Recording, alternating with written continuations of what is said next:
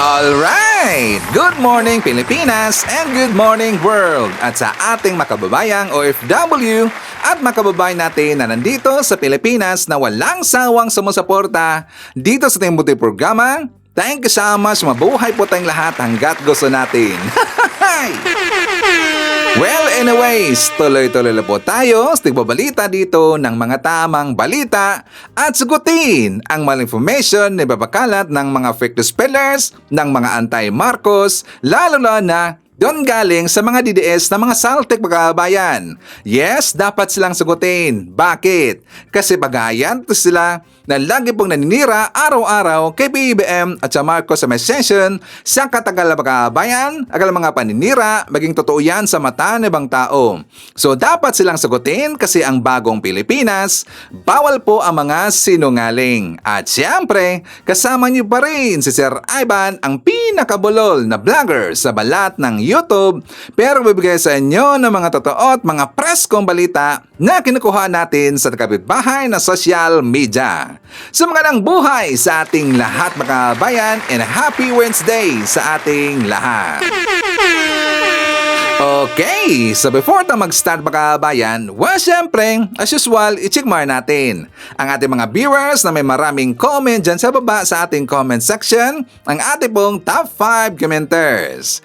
At nang susungustahan, ang nanguna po si Sampagita, Meron 58 na mga comments. Nandiyan rin po si Robel Ferrer Official. Meron 52 na mga comments. Eyeng Gementisa. Meron 13 na mga comments. Nandiyan rin po si Jima Camarines. Meron 12 na mga comments. And Monet Borromeo. Meron 11 lahat na mga comments. Again, thank you so much po sa ating top 5 commenters. At syempre, pasalamatan natin ating po mga silent viewer Distinct Channel. Thank you so much. At syempre, pasalamatan rin natin ang lahat ng mga viewers na lagi pong nag-like, laging nisi-shares ng ating mga videos, at doon sa ating mga viewers na subscribe sa ating channel, thank you so much. At syempre, huwag natin kalimutan, i-shoutout natin ating mga pinalangga na mga legends, ang mga senior citizens. Hello po, kumusta ang lahat? At syempre, i-greet natin ng happy birthday ang lahat ng mga viewers na nag-birthday ngayong araw. Happy birthday! Okay, so kumusta ang lahat mga kabayan? How are you today? Well, today is already July 2 mga kabayan. At saka ang bilis ng araw, no? Parang kahapon, June pa yun eh. Ngayon, July 2 na mga kabayan. So ang bilis ng araw, ang bilis ng buwan, ang bilis ng panahon mga kabayan. So habang bumibilis ang panahon, painit rin po ng painit ang mga nangyayari sa mundo ng politika mga kabayan. Doon po, example sa mga nangyayari sa mga Duterte, kay Digong, kay Hanilet, at saka sa mundo rin po ng mga DDS vlogger na mga gunggong mga kabayan. Nagkainitan.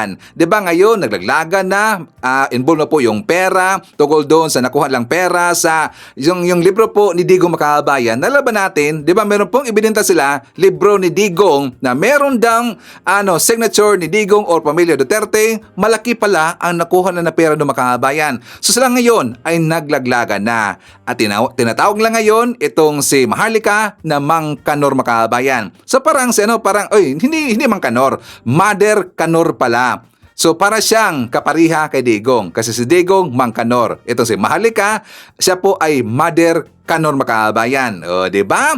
Sila ngayon ay nagkainitan. So, meron pong mangyayari, siyempre dito kay Sara Duterte. Kasi si Sara always present ho yan sa mga press con, pero palagi pong tumatambling makabayan. Di ba tinawag niya na bobo yung gobyerno natin? Tinatawag niya na bobo si Yuse Claire Castro makabayan. Kasi daw hindi nakaintindi. At saka ang term na ginamit niya sa bobo mga kababayan, in Bisaya daw, oplok. Alam natin yung term na oplok. Sa mga Tagalog, yung oplok mga kababayan, di ba yan po kasi yung kulang sa analysis, kulang sa critical thinking na tao, mahina yung utak mga kababayan. So yan po yung tinatawag sa mga Bisaya na oplok. Or, according kay Sara, bubuda mga kababayan. Pero siya ay sinagot ni Yuse Claire. Siya ay napahiya mga kababayan. So mamaya pag-usapan natin yan. Lalo na yung bagong video ni Michael Maurilio makaabayan. Yes, merong bagong banat itong si Maurilio. Before tayo dadako ng makaabayan, dito muna tayo po sa usapin ng itong pagpasa ng 50 pesos dagdag na salary doon sa taga NCR. 'Di ba meron pong wage hike, salary wage hike na aprubahan na 50 pesos lang makaabayan. So siya nga pala sa taga NCR, yan po epekto na or mag-start this coming July 18. July 18 sa NCR, madagdagan na ng 50 pesos ang inyong mga sweldo or minimum wage, okay?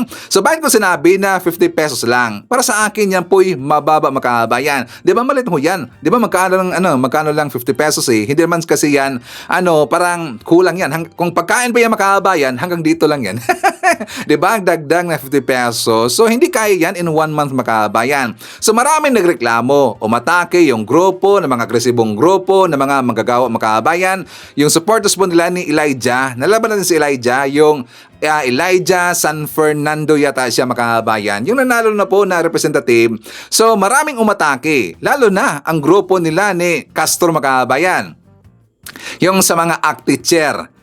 Dahil maraming umatake sa ipinasa ng taga-senado na 50 pesos dagdag na salary makaabayan, itong si Bongo abay sumakay kaagad. Alam naman natin itong si Bongo makaabayan, kapag sa tingin nila na maganda ito sa sakyan kasi nga or magandang sakyan itong issue to kasi nga pababor sa kanila makaabayan. Pero gunggong talaga eh.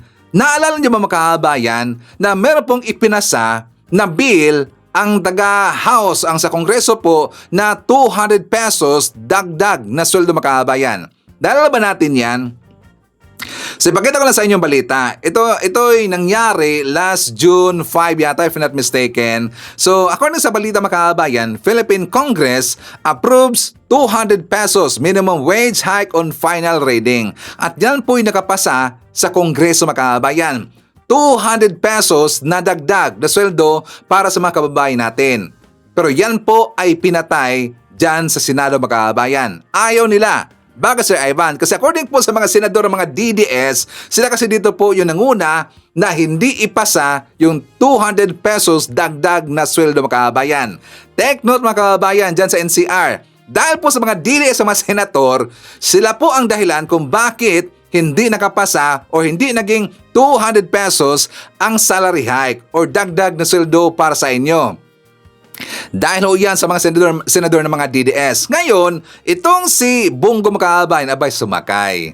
'Di ba? Sabi niya, hindi sapat ang inaprubahan na 50 pesos na dagdag sahod sa mga manggagawa. According kay Bongo, 50 pesos wage hike sa Metro Manila, kulang na makaabayan. O diba, gonggong talaga eh. Ang sarap pitikin ng tenga makaabayan. Ang sarap kurutin talaga eh. Siguro itong si Bongo kukurutin ito makaabayan dito sa gilid, dito sa tenga, dito sa dito nga area. Siguro magtanda to.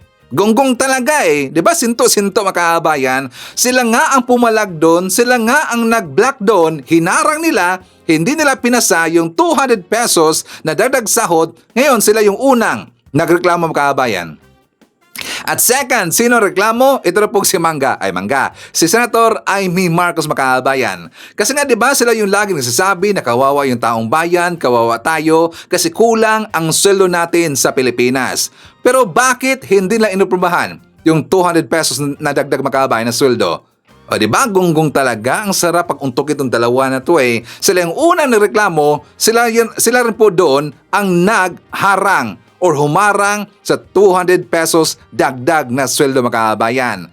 So ngayon, dahil po napag-usapan natin, itong si Bongo makaabayan, di ba kahapon nag-start na ho sila sa pagpasa sa kanilang 10 na planong gawin po na batas makaabayan or bill. Meron kasi silang 10 na nilatag kung ano ang kanilang bill makaabayan. So unahin muna natin. Sir Ivan, si Mangga, si Senator Amy Marcos.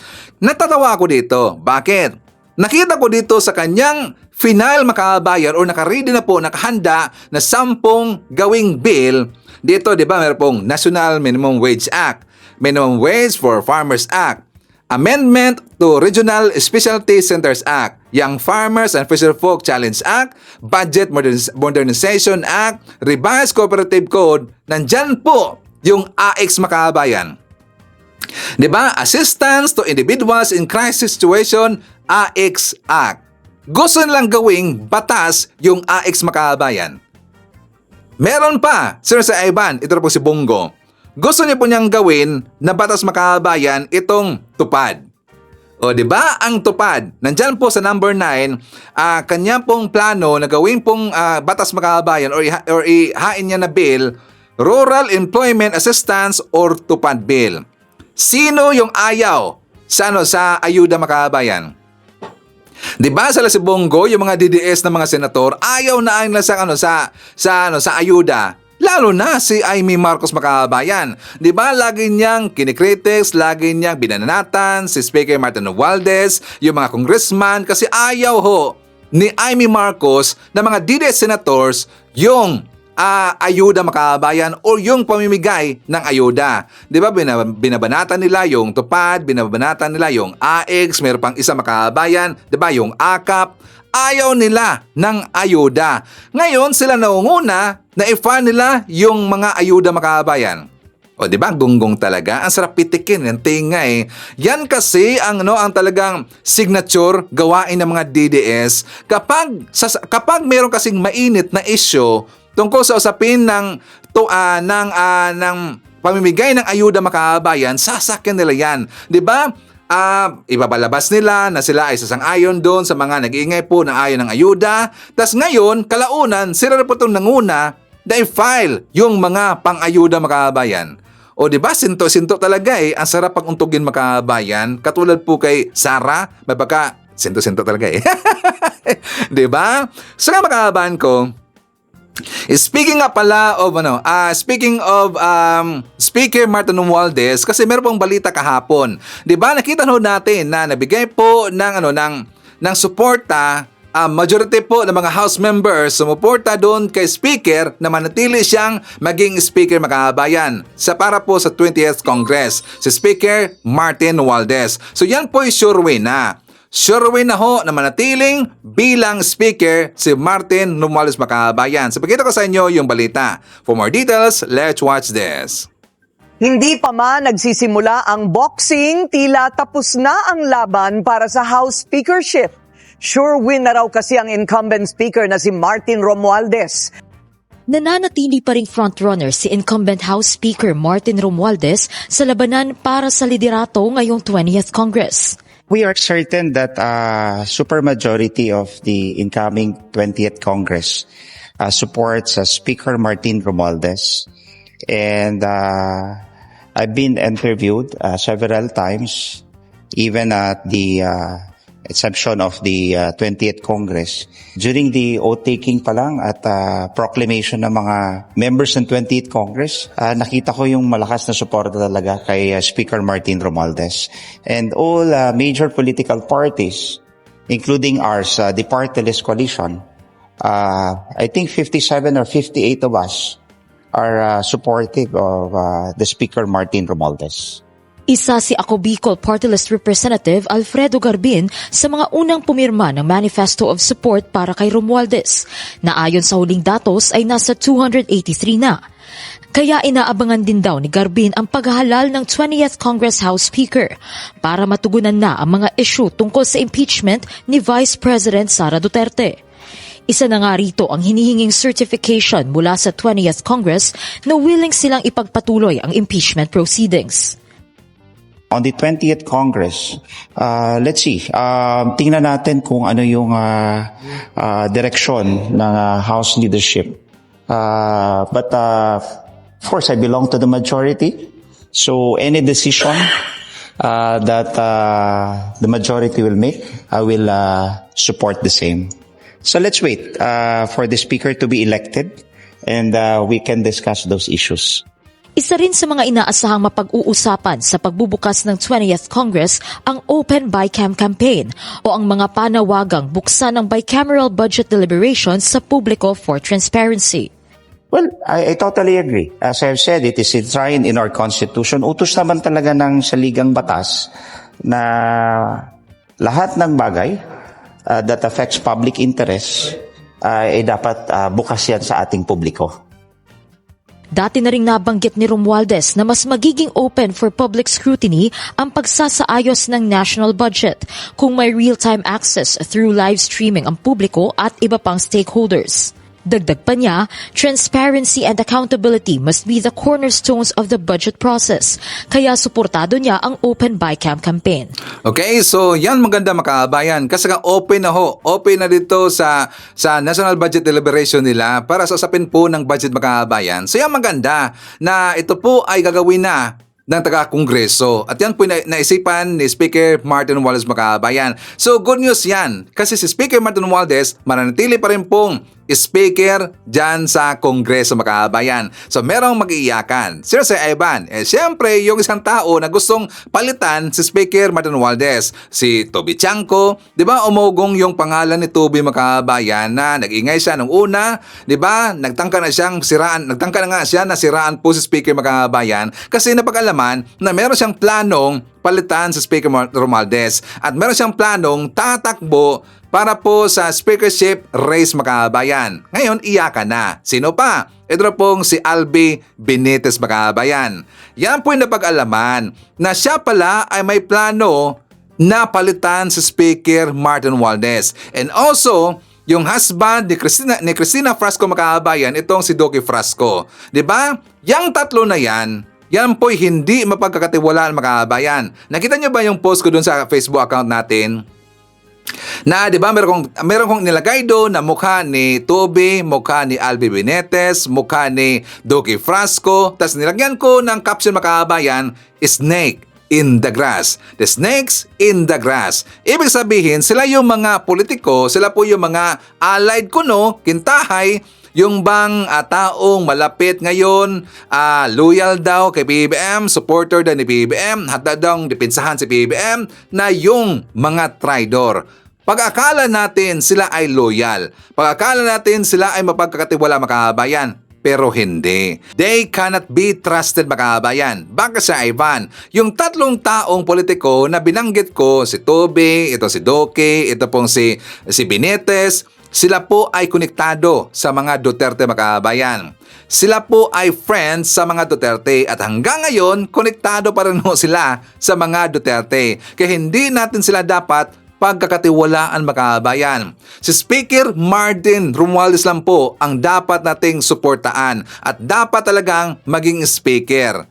Kasi nakita na ho natin yan. At yan po napatunayan na ni Speaker Martin Romualdez na talagang loyal siya kay PBBM. Dinipinsahan niya si PBBM nung past 3 years makabayan. Di ba kitang-kita natin, dinipinsahan niya si PBBM sa mga paninira, sa mga nagtatangkang papatalsik dito kay PBBM. Di ba? Nakita natin si Speaker Martin Romualdez, siya po yung nakipaglaban makabayan, pinotektahan niya si PBBM.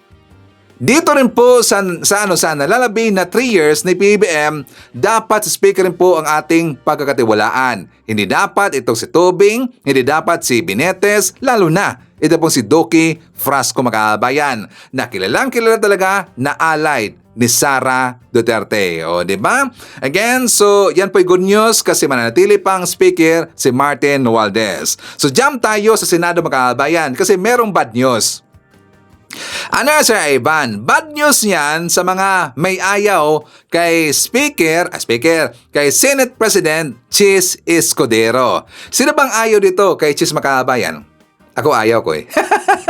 Number 1 si Sir Ivan, ayaw ko si Chis makabayan. May magka-tridor eh. Diba? Kita natin, may magka-tridor talaga eh. Kayang-kaya talaga na ganunin ni Sara makabayan. Ganunin.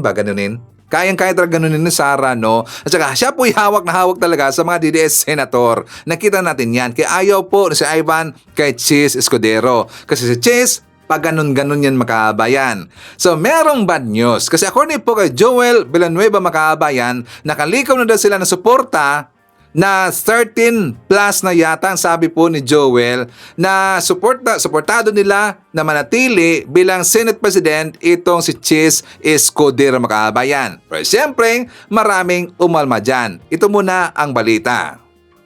Bukas na ang 20th Congress pero wala pang katiyakan kung sino na ang uupo bilang bagong Senate President.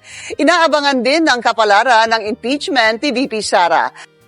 Sure win na si SP Cheese Escudero sakaling ngayon na ang botohan sa Senate presidency para sa 20th Congress. More than 13 senators na raw kasi ang nakausap ni Senator Joel Villanueva tungkol sa Senate leadership at lahat sila pabor kay Escudero. Just like the majority of the members of the incoming 20th Congress, I am also in support of the current Senate President. I am confident because I've talked to at least majority of the senators. So I can say that. Matagal nang magkasangga sina Villanueva at Escudero. Noong 13th Congress, Deputy Minority Leader si Villanueva sa Kamara, habang Minority Leader naman si SP Cheese. Sinasabi ko advantage and disadvantage minsan yung pagiging OC niya. Kasi for the past few months na nandito sa Senado, pagka humingi siya ng tulong, for instance, sa akin, ito, tutukan itong isang panukalang batas na ito, maipasa, etc., we would be spending and burning midnight oils, literally, here in the Senate. Pero aminado si Villanueva na posible pa ring magbago ang ihip ng hangin sakaling formal nang magbukas ng sesyon ng 20th Congress. Sa kabilang dako, ang Tulfo brothers, bahagi na raw ng majority. Yan ang pag-amin ng bagong senador na si Erwin Tulfo. Pabiro pa niyang tinuro ang picture ng kapatid sa wall ng isang Senate room. Sabi ni Senator Raffy, majority tayo. Sabi ko, okay. Kasi usually majority, may mga inuutos ang sa taas na tulungan ng administrasyon para wala ng kontra. So majority tayo. Una nang sinabi ni Tulfo na niniligawan siya ng posibleng magkatunggali sa Senate leadership na sina SP Cheese at Senator Tito Soto. Pero nilinaw ni Soto na bukas siya sa pagiging minority leader sakaling di siya manalo bilang SP. Sa ilalim ng Senate rules, ang mga senador na hindi boboto sa mahihirang na Senate President mapupunta sa minority. Sa gitna ng mga negotiation tungkol sa Senate leadership, usap-usapan din ang posibleng motion ng mga senator judge para i-dismiss na ang impeachment complaint laban kay VP Sara bago pa man ang presentation of evidence. Kailangan lang ng boto ng 2/3 o 16 out of 24 senators para makonvict si VP Sara. Pero tanong ni Senator Erwin Tulfo, paano malalaman kung may basehan ng kaso kung sa simulat sa pool i-dismiss agad ito? It should go to trial. You cannot just be throwing it away, di ba? Parang there's something, no, there's a violation of the Constitution if we will not go on trial. Ganito rin ang panawagan ni Senator Risa Ontiveros. Para makaboto kami eventually na convict ba, acquit ba, kailangan naming madinig ang mga ebidensya sa bawat article of impeachment. Kailangan naming matignan at mapakinggan ang bawat witness sa bawat article. Due process requires it.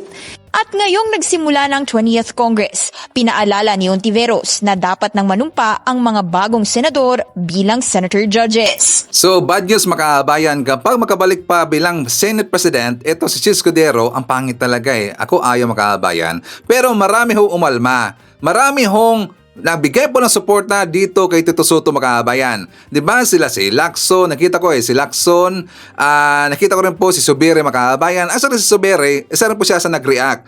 Kasi nga, ipakita ko muna sa inyo makabayan, sinabi po ni Subere, sabi niya, hindi satisfied kay Cheese, Subere, boto kay Tito Soto bilang Senate President. So napahayag po ng suporta si Subere kay Tito Soto makabayan. Ako boto ko kay Tito Soto. Okay naman talaga si Tito Soto eh. Basta wag lang si Cheese Escudero makabayan, 'di ba?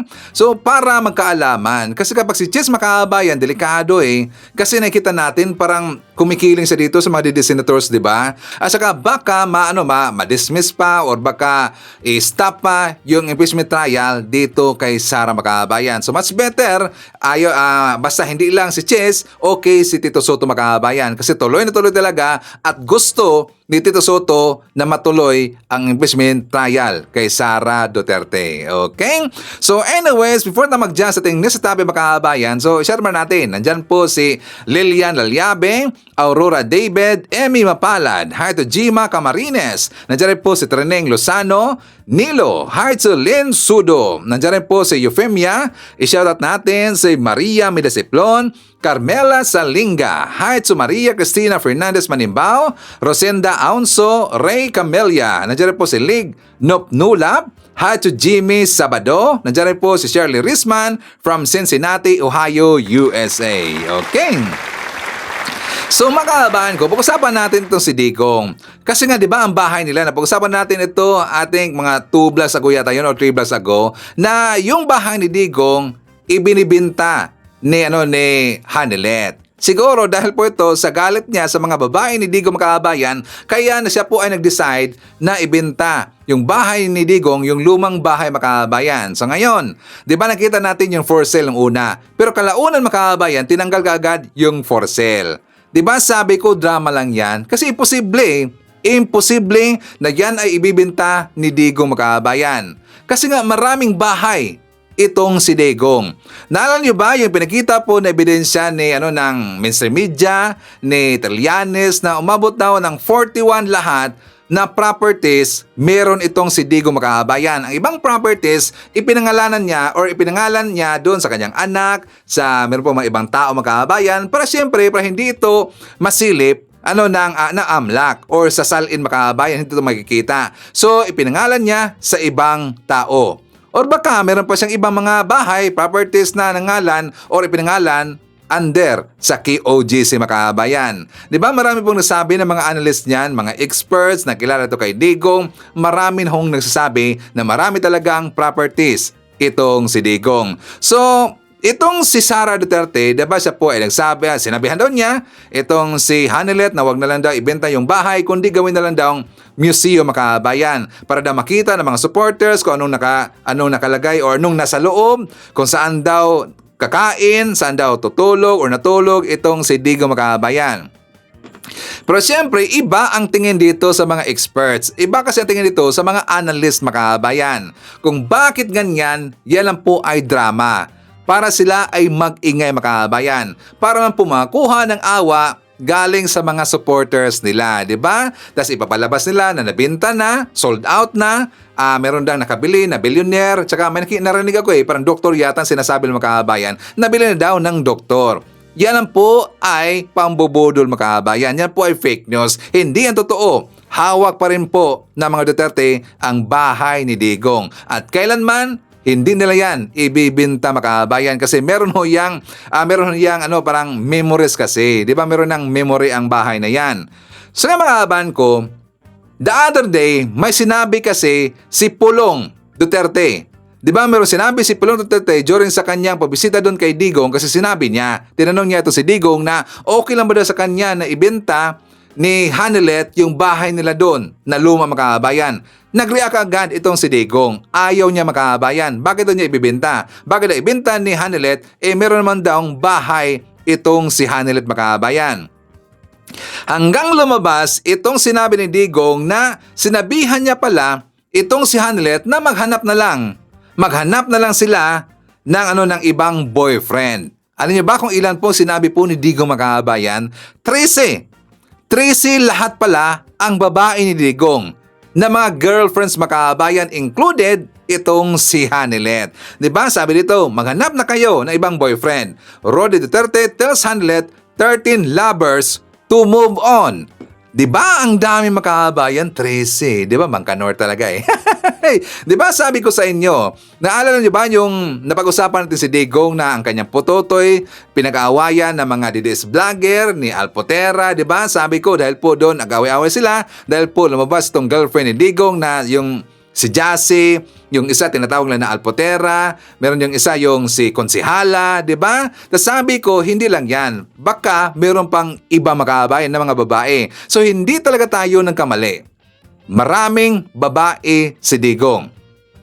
Di ba? 13 lahat, included kay Hanilet. At saka yung number, mga kabayan, na 13, napansin nyo ba?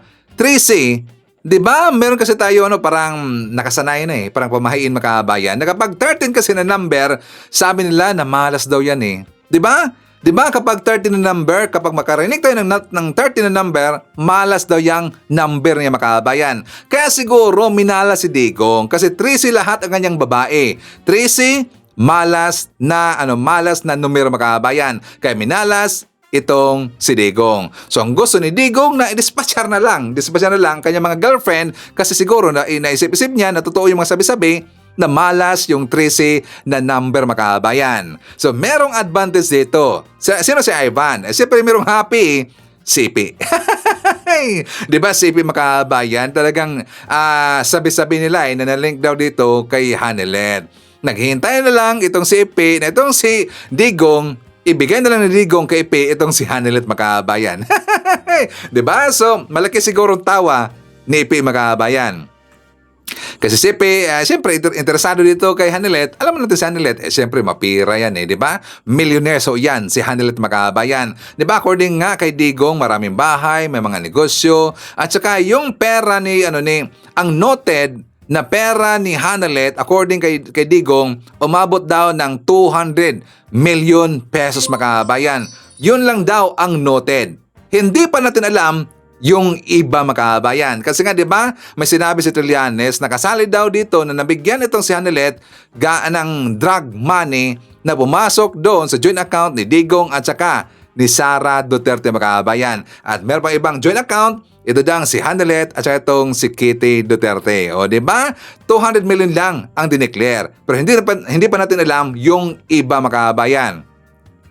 O diba, nagkamalas-malas sila dahil dito kay Digong. So anyways, ipapakita ko muna sa inyo ang press con ni Yusek Claire Castro makabayan kasi dito, winasak niya itong si Sara Duterte. Kasi nga diba, tinawag niya na bubo ang administration, tinawag niya na bubo itong si Yusek Claire makabayan. So ito ngayon ang banat ni Yusek Claire.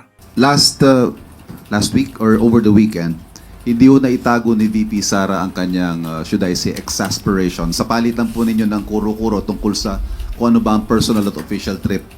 In her words, I quote her, yan yung example ko sa inyo na bobo talaga. Kapag gumagamit ka ng pera ng gobyerno, official business yan, kailangan mo mag-report. Kapag personal siya, walang gamit ng pera ng gobyerno, hindi mo kailangan mag-report.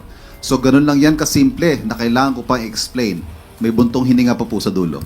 Would you like to respond? Ang kakulangan po sa kaalaman sa batas, sa ethical standards ay hindi po maikukubli sa pagmumura o pang-iinsulto. Simple lang naman po. Bakasyon o trabaho. Siya naman po ang nagbanggit na nagtatrabaho. Not on a holiday. So kapag nagtrabaho, dala ang posisyon, dala ang bandera ng Pilipinas, may official functions. Ayon na rin sa RA 6713, public office is a public trust. So dapat ipaalam ano ang naging magandang resulta sa pagtatrabaho. Kung walang mai-report, baka walang natrabaho. Ang Pangulo, focus sa trabaho. Kapag po siya man ay umaalis ng bansa, may dalang magandang balita. May magandang naging relasyon sa iba't ibang leaders. Isa dito ay ang pagsagip sa buhay ni Mary Jane Veloso dahil sa magandang relasyon sa Indonesia. Ang pagpapauwi, ang pagpapabalik ng dating mamabatas na si Arnulfo Teves. Pati na po ang mabilis na pababalik kay Alice Goo. At sa Japan, inaangat ang turismo ng Pilipinas. Yan po ang trabaho na dapat ipagmalaki kung talagang nagtrabaho.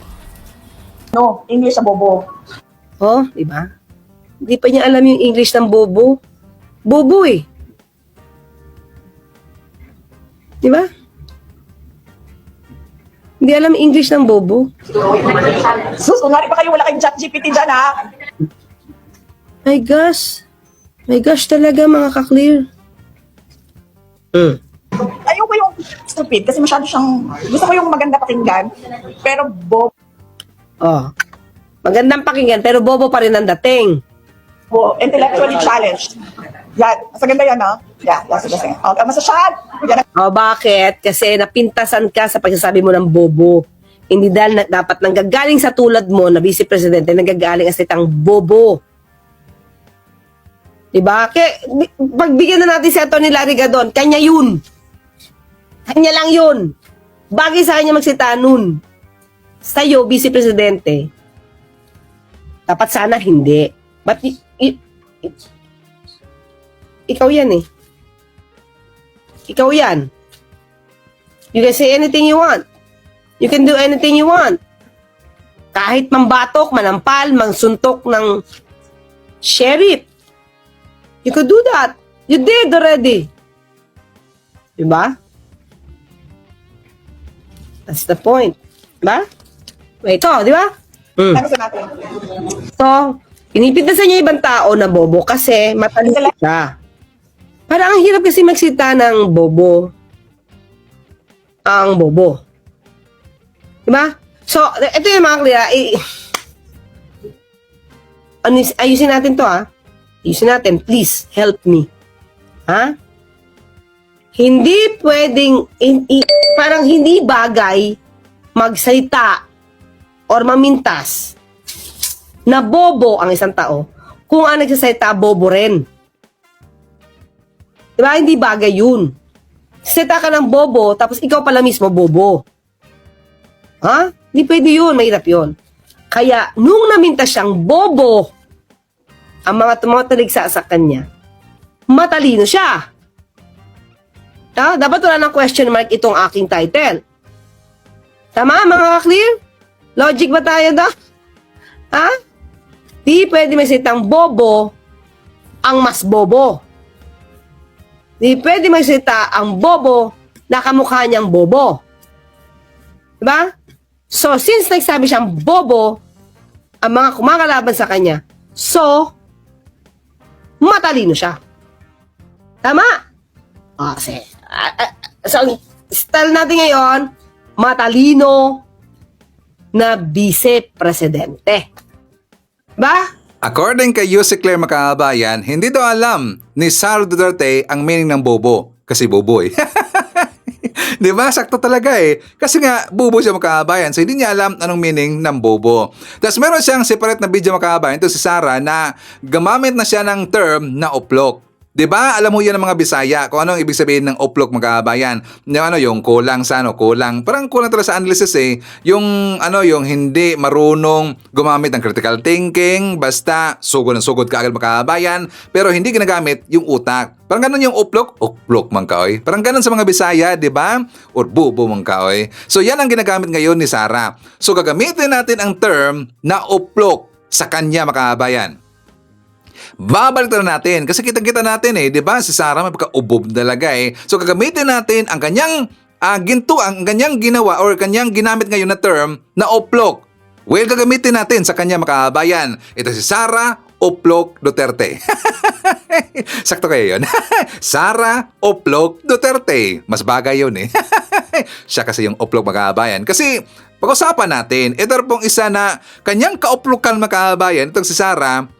Kasi nga 'di ba, kinutya niya or binatikos niya yung plano, yung mandatong ginawa ni General Torre, PNP Chief General Torre na Police Visibility Makabayan. So sabi niya na na parang nasa 70s pa daw tayo, parang nasa 80s kasi hindi daw tayo upgraded yung pamamaraan natin sa pulisya Makabayan for security or police visibility. Bakit daw hindi na lang gagamit daw yung PNP ng CCTV, 'di ba, ng drones or ng robot na Makabayan? Nagbanggit pa siya ng term ng robot Makabayan.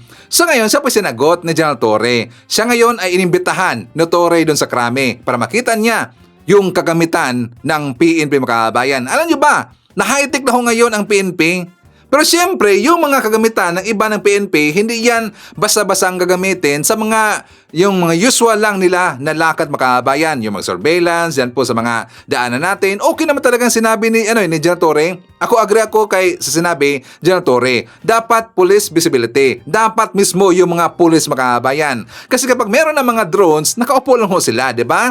Kapag drones silang ginagamit, nandyan lang, pagkasigarilyo, pagkankain, inom, nandyan sa gilid-gilid. Mas maganda kasi yung mag-survey talaga mismo yung police Makabayan. Kasi hindi lahat ng anggulo makikita ng drones Makabayan.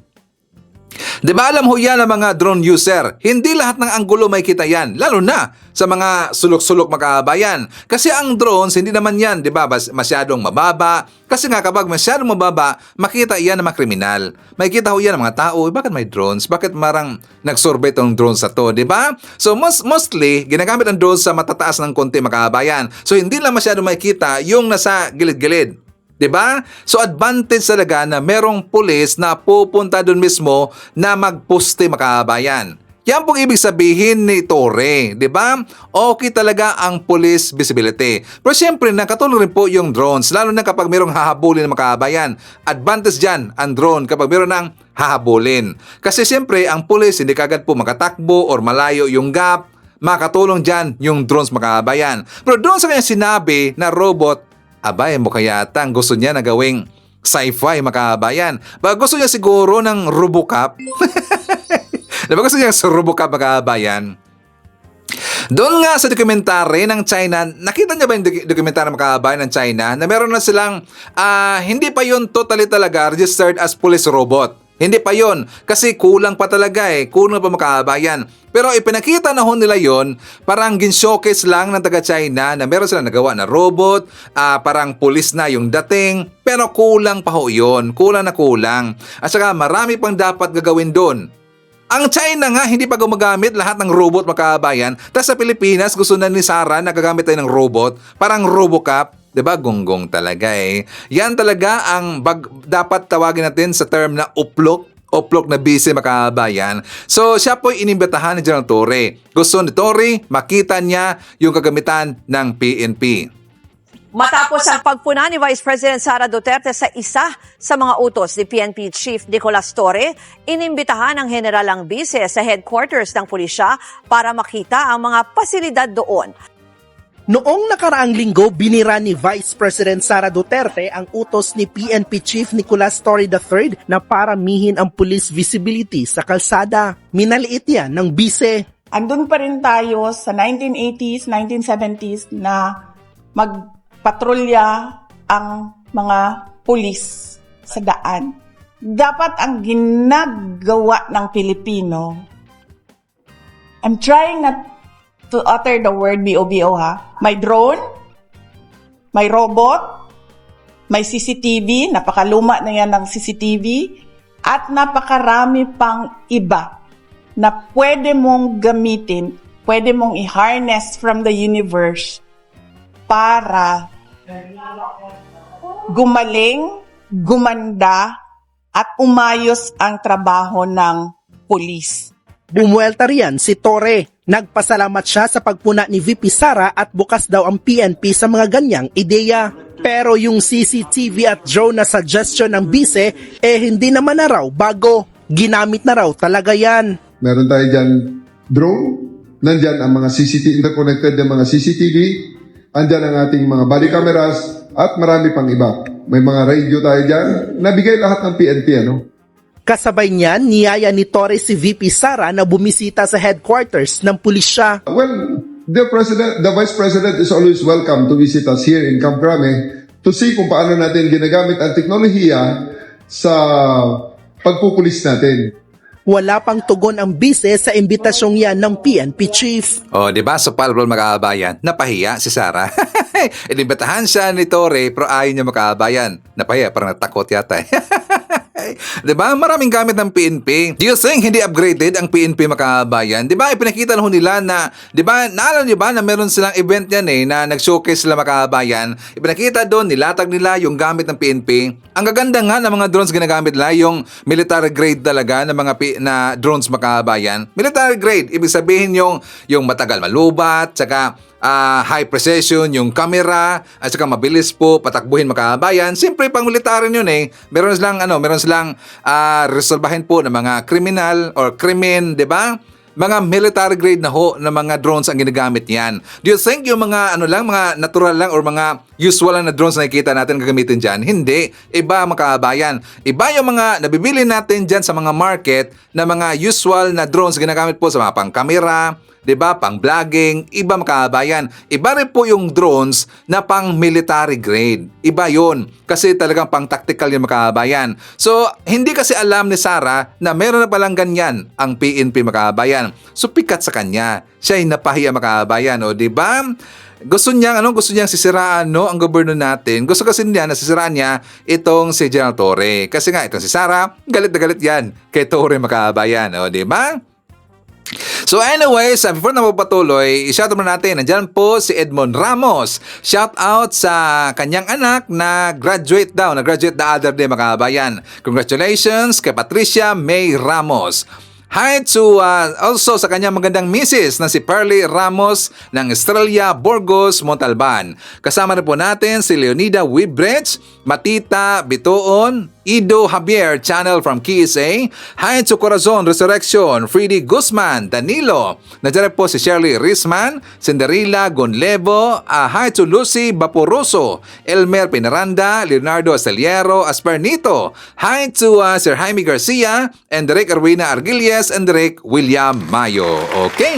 So mga kababayan ko, ipapakita ko sa inyo ang vlog ni Mike Abe. Kasi meron siyang nasabi dito, mga kababayan, na reveal tungkol sa bahay ni Digong. Kasi si Mike Abe, mga kababayan, noon na malapit pa siya sa DDS, malapit pa siya dito kay Digong, nakapunta na pala siya dyan sa bahay ni Digong. Dito sinabi niya kung ano ang nandyan sa loob, mga kababayan. For more details, let's watch this.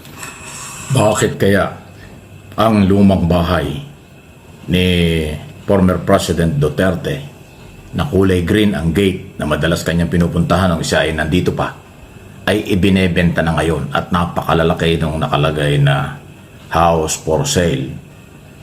Pero huwag po kayong mag-alala. Yung mga nagmamahal kay Duterte o na followers ni Duterte o DDS na alam ko namang hindi naman yung nakikilala ng personal at kilala si Duterte ng personal, yung pong bahay na yan, isa lang yan sa mga bahay ni Duterte. Kung di ako nagkakamali, isa yan sa pinakalumang bahay ni Duterte. Nasa tabi ng parang may ilog yan sa likod. Kasi nung araw nakarating ako dyan, sandali lang, at saka gabi pa yata yun. No, hapon.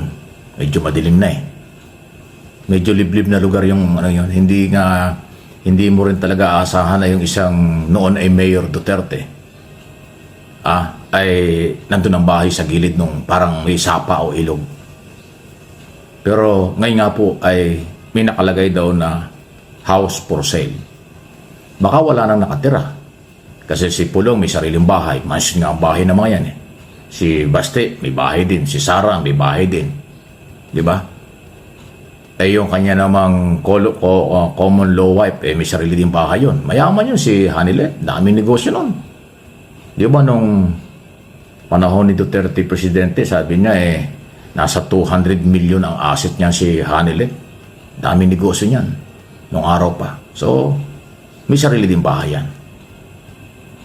Yun naman kanyang unang asawa na mother ni Sara, may sarili din bahay yun. So, lumang bahay ito. Baka wala nang nakatira dahil si Duterte nga ay nakakulong sa dahig. Si Hanilet naman, baka merong ibang bahay. Sana walang kinalaman yung lately na pag-aaway-aaway ng pinag-aaway kasi mga Duterte. Pinag-aaway ng mga DDS, vlogger at supporters ang mga Duterte family. Lalo na sa issue ng personal na buhay ni Duterte. Pumutok ang mga balita yung away ng mga vloggers na nagkakampihan sila. Merong vloggers nakakampi ng original na family ni Duterte. Meron namang vloggers nakakampi ng kampo ni Hanilet. Meron namang vloggers nakakampi ng iba pang babaeng nai-involve kay Duterte. Kaya nga nag-warning na si Baste, Vice Mayor ng Davao City, anak ni Duterte, na kayong mga vloggers hindi na nakakatulong sa kanila. Tumigil daw kayo sa inyong mga pinagsasabit ginagawa dahil nakakasira na sila ng pangalan ng mga Duterte. Nag-warning na siya. Ang sabi niya, pag hindi kayo tumigil, marami akong alam sa inyo. Mas masisira kayo pag kami nagsalita. O nakita mo na. Pero ayaw pong tumigil. Patuloy pong nagbabanatan yung mga vloggers nila. Kaya ang tanong ko lang, anong lang ito, bilang Pilipino, bilang media at political vloggers, baka isa rin ito sa dahilan na kaya nakakapagbenta ng property dahil dating malakas na relasyon ng mga Duterte sa magkakabilang panig biglang nagkaroon ng gap ngayon dahil nga sa pang-iintriga, mapanirang DDS vlogger na may kanya-kanyang interes dahil nag-aaway-aaway yata sila sa financer, producer, director at writer nila. pera ang pinag-aawayan nila. Malinaw malinaw. Pera at mga babae ni Duterte ang pinag-aawayan ng mga vloggers nila. Kaya nadamay ang pamilyang Duterte. Kaya posible, kaya nga tinatanong ko, para mawala na ito sigurong isyong ito, binebenta na yung bahay para magkanya-kanya na sila ng buhay, kanya-kanya sila ng pamilya, kanya-kanya sila ng bahay na titirahan. Ganun ba yun? Abay, marami hong speculation na lalabas. Maraming sapantaha. Kaya, again, dati ko nang sinabi noong araw pa, pag hindi tumigil itong mga Duterte supporter sa kanilang mga pang-iintriga, na alam naman natin kung anong pinag-aawayan, pera lang, sila yung magiging kapahamakan, sila yung magpapahamak sa mga Duterte. Di ba tinalakay ko na rin ito nung last year pa? Si Duterte, o si Kibuloy, unahin natin si Kibuloy. Si Kibuloy, kaya nakalaboso dahil yung mga fake news ng mga vlogger na kanyang sinuportahan at sumusuporta sa kanya, ginalit ng mga vloggers ang mga otoridad.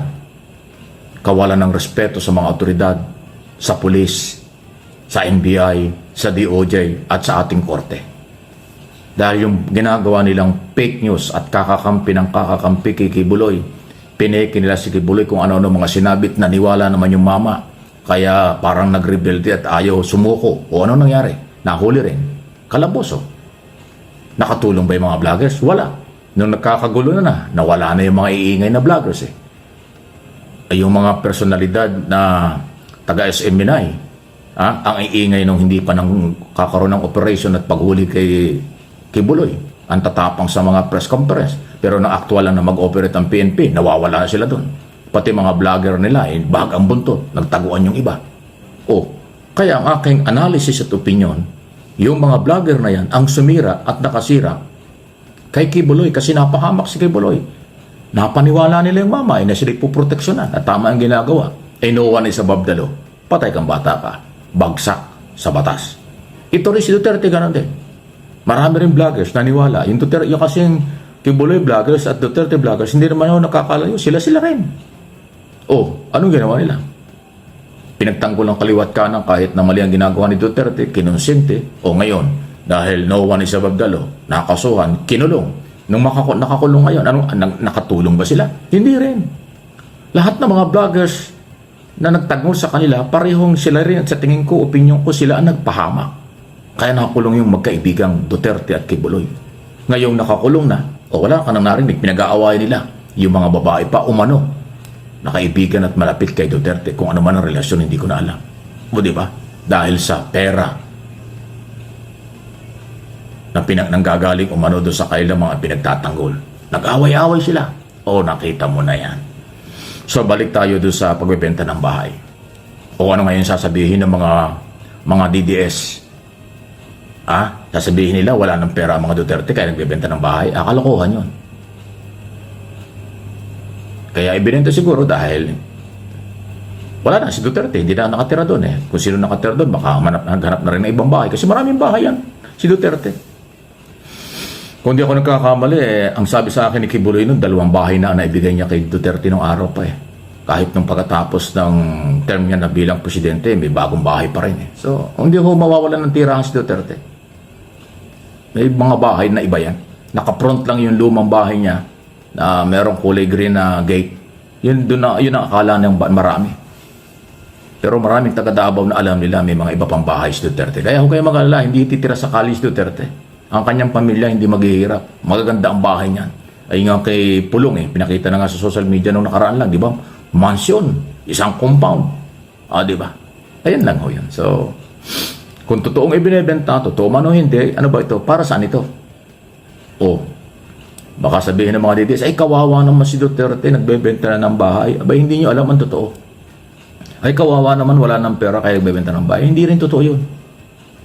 Baka wala nang nakatira, kaya ibinebenta. Baka wala nang titira, kaya ibinebenta. Pero yung dahil wala ng pera, malabo yun. O mawawalan ng bahay dahil ibebenta, malabo rin yun. Kasi labo yan ng sabaw ng pusit. Ang totoo dyan, baka lumipat na ng bahay ang kanyang mga ibinabahay kasi naman, hindi bagay doon sa bahay na yun. Luma na yung bahay. Tabi pa ng parang sapa ilog ang dami subdivision magaganda sa Davao, hindi ba? Tatawa ka na lang, ha? Maging maingat po kayo. Huwag magpapaniwala sa kung ano-ano kagad. Kailangan i-double check nyo. Hindi naman ako nakikialam. Interpretation ko, analysis ito at opinion ko ang aking mga sinasabi. Okay, so kasama rin po natin, nandyan si Abby Smith, Danilo Carbonilla, Angelita Hulsanger, Shirley Fernandez. I-shoutout natin si Elizabeth Bacolcol, Ninita Umale from Bustos, Bulacan. Hi to Felicitas Torres from Santiago City, Isabela. I-shoutout natin si Jocelyn David, Josephine Gallego, Evelyn Garcia, Mones Borromeo. Nandiyan rin po si Luisito Niedo, and hi to Tony De Los Reyes. Okay, so makahabahan ko, syempre hindi din kalimutan natin mga good news para makita ng mga DDS vlogger, ng mga DDS, ng mga hater, mga fake news peddlers para alam nila ang mga totoong nangyayari sa ating gobyerno. Para makita nila ang lakad ni PBBM, mga inisyatibong ginagawa ng ating gobyerno at kung ano mga bagong proyekto meron ang ating Presidente Makabayan. For more details, let's watch this. Bayan muling ipinakita ni Pangulong Ferdinand R. Marcos Jr. ang buong suporta sa mga magsasaka. Inanunsyo ng Pangulo ang mga binuong sistema para maiwasan ang pagkalugi ng mga magsasaka tuwing may dumarating na kalamidad. Nag-turnover rin ang Pangulo ng mga mobile soil laboratory na susuporta sa pagpapaganda ng ani. Bago pa tumama ang malalakas at magkakasunod na sakuna at mapuruhan ang sektor ng agrikultura, handa na ang administrasyon ni Pangulong Ferdinand R. Marcos Jr. sa epekto ng kalamidad sa mga magsasaka at mangingisda. Handa na ngayon tayo dahil alam na natin kung ano yung mga kailangan gawin.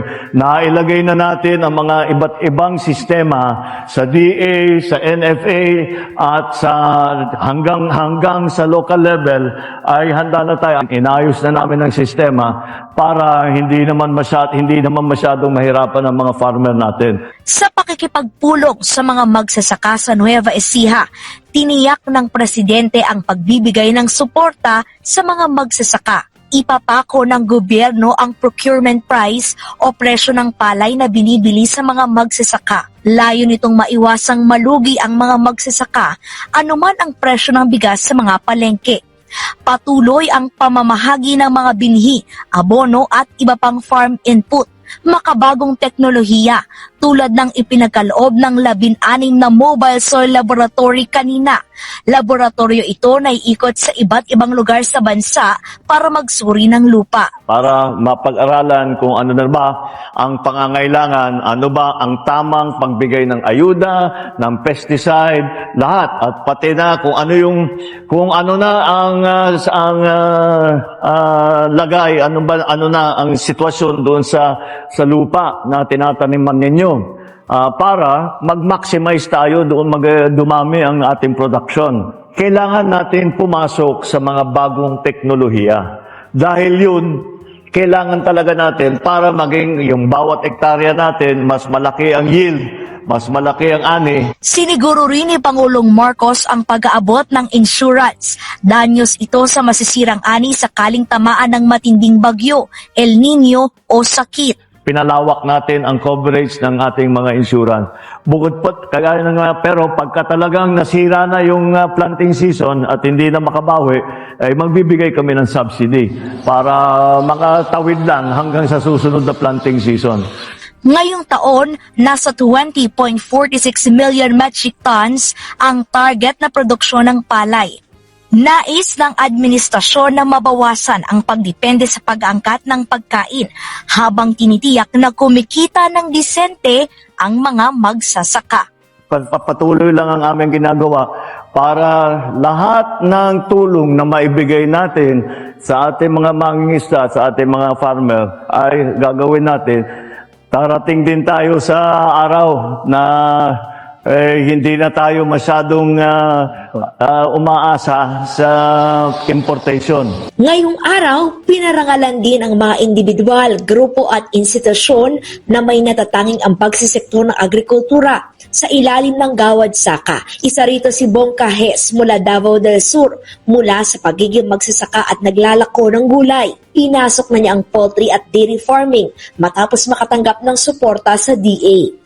Doon ko natutunan ang mga pamaraan at innovations. Nung una, naglalako lang kami. Tapos, dahil sa Department of Agriculture, sumali kami sa Kadiwa at Ani. Bilang parangal, nakatanggap si Bong ng 500,000 piso mula sa DA na maaari niya pang gamitin para lumago ang negosyo. Mas malagong produksyon sa mas mababang gastos sa pagsasaka ang inaasahan sa ilalim ng modernong makinaryang hatid ni Pangulong Ferdinand R. Marcos Jr. sa mga magsasaka sa Nueva Ecija. Masayang sinalubong ng mga magsasaka si Pangulong Ferdinand R. Marcos Jr. kasunod ng pamamahagi ng 16 na rice combine harvester, tig-isang 4-wheel tractor with complete implements at cultivator sa Science City of Muñoz, Nueva Ecija, para sa patuloy na pagpapahusay ng mekanisasyon sa pagsasaka ng palay para sa mas mataas sa produksyon at kita ng magsasaka. Pinangunahan ni Pangulong Marcos Jr. ang inauguration at turnover ng rice processing system at distribution ng farm machineries para sa mga magsasaka sa ilalim ng Rice Competitive Enhancement Fund o RCEF. Isa si Mang Rodolfo sa makatatanggap ng rice combine harvester. Sa tulong nito, nasa 150 hanggang 180 aniya na sako ng palay ang mabilisan niyang maani. Ay malaking bagay po ang may tutulong nitong unit na ito dahil ginawa na po kaming mag-aano sa mga bukid. Nakaka5 hektarya o 6, ganun. Depende ko sa ng panahon. Halimbawa may ulan na, pwede na namin ikon kagad para maayos na. Umuupa pa ng harvester ang kooperatiba na kinabibilangan ni Macario. Kaya malaking tulong sa kanila ang mga bagong farming machinery para hindi na mabawasan ang kanilang kita sa pag-upa ng kagamitan sa pagsasaka. Hindi na kami uupa ng traktora.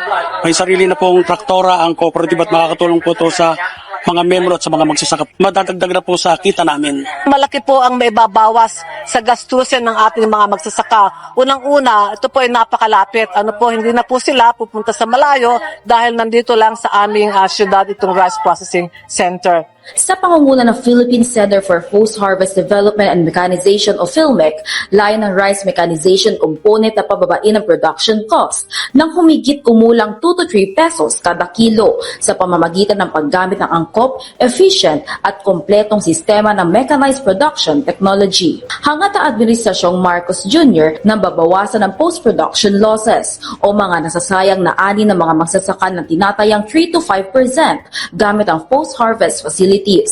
Makatutulong din ang programa sa paglikha ng karagdagang trabaho, mas malawak na paggamit ng teknolohiya sa mekanisasyon, pagtangkilik sa mga locally fabricated machineries, pagtaas ng ani ng palay, pagtaas ng cropping intensity o dami ng tanim kada taon. Kabilang sa mga itinatayong pasilidad sa ilalim ng programang ito, ang Rice Processing System 2 na multi-stage rice mill na may kapasidad na 2 to 3 tons kada oras na nagkakahalaga ng 55 million pesos. Si Presidente na mismo ang pumunta at para makita at nagpa-update sa progreso ng mga rice processing systems at dryer systems at napaliwanag nga namin na 145 na inatayo natin this year.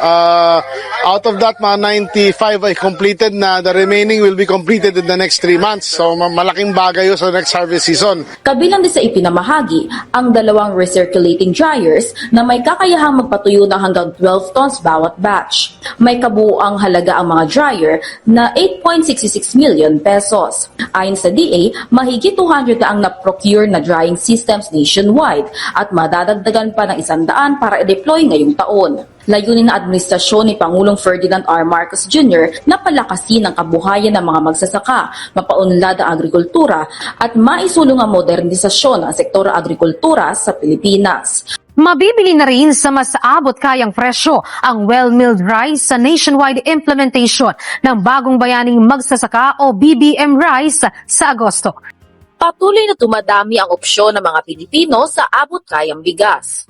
Simula kasi sa Agosto, target ng simulan ng National Irrigation Administration ang nationwide rollout ng Bagong Bayaning Magsasaka o BBM Rice. Ayon kay NIA Administrator Eduardo Guillen, nakipag-usap na sila sa League of the Municipalities of the Philippines para sa nasabing programa. Nagpirmahan po kami ng Memorandum of Agreement lately lamang para tulungan po tayo. Ibebenta ang well-milled BBM rice ng 29 pesos kada kilo sa mga vulnerable sectors, kabilang ang senior citizen, may kapansanan, miyembro ng 4-piece at solo parent. Alinsunod ito sa layunin na administrasyon ni Pangulong Ferdinand R. Marcos Jr. para sa food security. Yung mga local government units po natin, may kanya-kanya po palengke yung mga yan. So, siyempre, ang utos kasi ng ating presidente ay sana ma-access ng ating mga kababayan sa mga palengke sa buong Pilipinas. So, yun po yung target natin. At ito, tutulungan pa rin po namin ito ng Department of Agriculture. Dahil matibay po yung ating convergence with the Department of Agriculture. So, tulungan po kami dito sa implementation ng BBM rice. Bukod po ito doon sa ini-implement po nilang 20 pesos rice. Ito po kasi sa amin yung 29 pesos po. Ayon kay Administrator Guillem, magkakaroon muna ng pilot implementation sa ilang probinsya sa bawat rehiyon sa bansa bago tuluyang ipatupad ang nationwide implementation ng pagbebenta ng BBM rice. Good news naman ang sasalubong sa ating mga kababayan sa Metro Manila ngayong Hulyo. Dahil inaprubahan na ang hiling na pagtaas sa arawang sahod sa pribadong sektor. Ayon sa DOLE, inaprubahan ng NCR Regional Tripartite Wages and Productivity Board ang 50 pesos na wage increase sa ilalim ng Wage Order number 26. Ito na ang pinakamataas sa inaprubahan na taas sahod ng NCR Wage Board. Dahil dito, mula sa 645 pesos, tataas na sa 695 pesos ang daily minimum wage rate ng mga nasa non-agriculture sector, habang tataas naman sa 658 pesos ang nasa agriculture sector, service and retail establishments na may 15 na pababa na bilang ng tauhan. Gayun din ang mga nasa manufacturing establishments na nasa 10 pababa ang mga tauhan. Magiging epektibo ang aumento sa sahod sa July 18 kung saan tinatayang nasa 1.2 million minimum wage earners ang inaasahang makikinabang. Okay, so kung nagustuhan ninyo ating mga topics nga mga kababayan, please give lang naman po sa ating video. Malaking tulong ho yan. At kung hindi man kalabisan sa inyo, please i-share natin ating mga vlogs mga kababayan para malaman po ng mga kababayan natin na hindi mga well-informed kasi binulag sila ng mga DDS fake news peddlers para makita nila ang totoong mga balita mga kababayan. Okay? So please like and share. So kasama rin po natin nandyan si Lucy Olaivar, Ninita Umali, Gareth Batarina, Carmen Robertson. I-shoutout natin si Berth Bakut Gabalsa from Singapore. Hi to Jeffrey Espirito Di Pedro. Nandiyan rin po si Teresito Lu. Shoutout dahil sa kanyang wife na si Rosemary.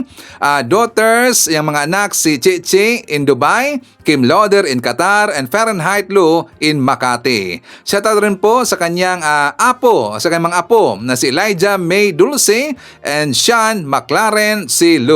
Hi to Evelyn Sanate, Polen Raot-Raot, kasama rin natin si Zeth or Zeti Espinosa, Melds Libiran, Merna Borromeo, Daniel Galarpes, Gracia Santiago. Hi to Apple Nas, JRN, May Dubs, Elmer Panaranda, Mary Red, nandiyan rin po si Bioli Binaventura, Jeco Jerry Cabreros, Lorna Obelanueva, Ana Marie Nakamora, Ib Chu, Monez Doctolero, Percy Shalana, Jose Tomon, kasama rin natin si Helda Baldomino Pita, Alicia Leak, and hi to Annabel Hoson. Okay, so makahabaan ko, yan natin manakalap ng mga balita ngayong araw. Kung nakaabot ka po sa portion na to, sana nakapag-like na ho tayo. Libre po ang mag-share. Libre din na mag-subscribe. Again, maraming salamat sa mga viewers na hindi nag-skip ng ating mga commercials. Thank you so much. At before natin tatapusin ang ating programa ngayong araw, sana sabayan nyo si Sir Ivan para sa ating live messaging prayer. Mahal na Diyos, lumalapit ako sa iyo ng may mapagpakumbabang puso. Humihingi ng iyong paggabay at pagpapala. Pagkalooban mo po ng lakas upang harapin ang mga hamon sa hinaharap at ng karunungan upang makagawa ng tamang desisyon. Punuin mo po ang aking puso ng iyong pag-ibig at ang aking espiritu ng iyong kapayapaan. Gabayan mo po ang aking mga hakbang at hayaang masilayan ng iyong liwanag ang lahat ng aking ginagawa. Salamat po sa iyong walang hanggang awa at mga biyaya. Idinalangin ko ito sa pangalan natin Panginoong Jesucristo. Amen. So maraming salamat mga kababayan, and I hope to see you again on my next video.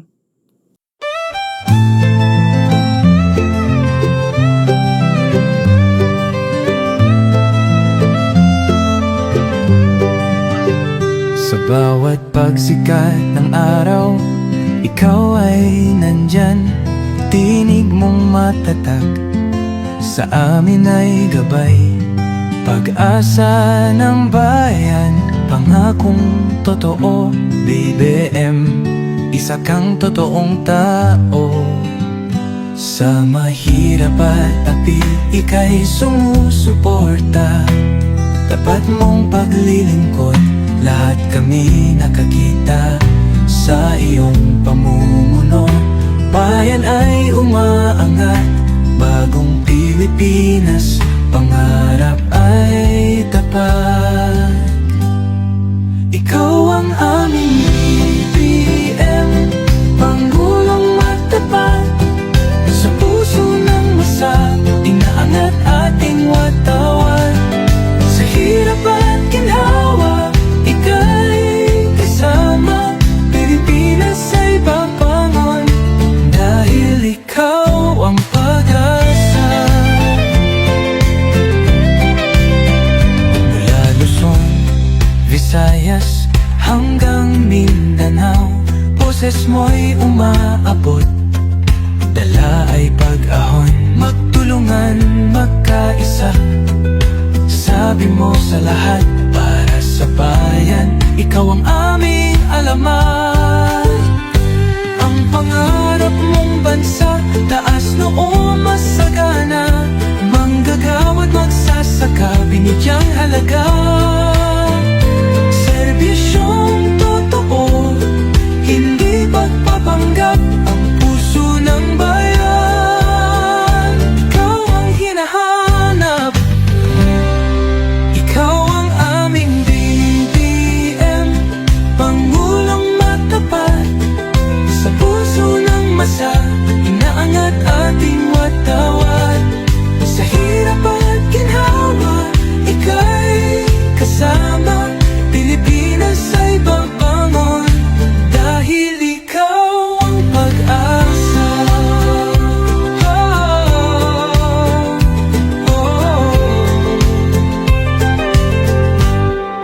Ikaw ang aming BBM, Pangulong matapat. Sa puso ng masa,